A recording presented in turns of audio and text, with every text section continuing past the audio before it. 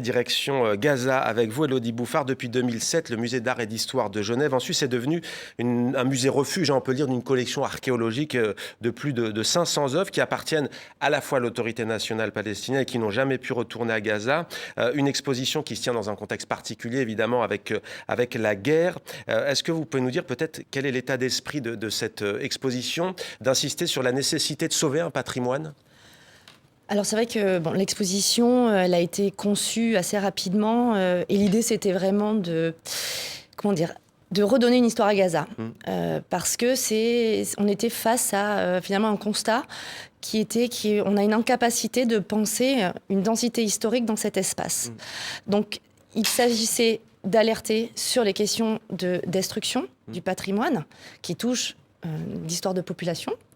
Et en même temps, de mettre en lumière le fait que malgré des expositions et des publications, depuis 20 ans, on n'arrive néanmoins même pas à concevoir encore cette historicité. C'est-à-dire qu'on a une sorte de double front, qui est celui de la destruction aujourd'hui, bien entendu, et en même temps, celle de la construction finalement des histoires. Ouais. Alors rappelons-la peut-être l'histoire tour à tour sous domination perse, grecque, puis romaine. Gaza était pendant 9 siècles une plaque tournante, ça il faut le rappeler aussi, des routes commerciales qui relient l'Égypte au Levant. Je disais qu'on voyageait beaucoup et même au-delà d'ailleurs. Exactement, donc c'est vrai qu'on a conçu l'exposition notamment en remettant Gaza au cœur de ce qui a fait sa richesse, c'est-à-dire au cœur d'un réseau de commerce extrêmement cher. Et en même temps, ce qu'on voulait vraiment mettre en avant, c'est que si Gaza s'est développée, si Gaza a cette richesse archéologique et historique, c'est parce que en fait, elle s'est construite avec la relation avec son arrière-pays. Donc en réalité, ce que nous connaissons de Gaza aujourd'hui, ce que l'aspect contemporain en fait a mis en œuvre, est complètement efface en fait la réalité de ce qui a fait Gaza toute sa richesse. 130 chefs-d'œuvre, alors que voit-on? Des amphores, des statuettes, des stèles funéraires aussi, lampes à huile, les mosaïques aussi, ça c'est quelque chose qui revient beaucoup. Est-ce que vous pouvez nous en parler?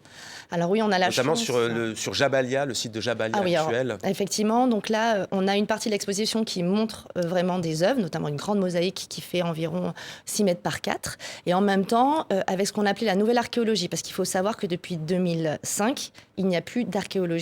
Dans le cadre de la coopération internationale, c'est arrêté.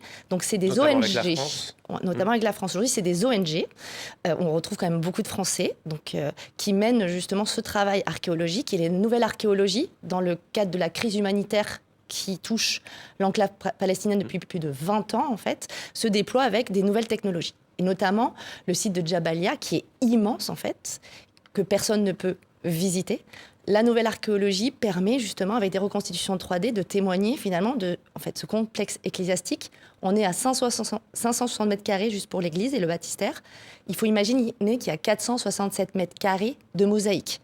Donc vous avez justement l'intégralité du complexe, en fait, qui est orné de tout ce travail de ces mosaïques palestiniens, notamment de cette école, qui est très proche en fait de l'école égyptienne et éthiopienne, si vous voulez aller dans le détail, et qui justement illustre aussi un rapport à la faune et à la flore assez exceptionnel. Ça, on ne peut pas le voir, et donc c'est ces ONG qui travaillent pour la valorisation de ce patrimoine.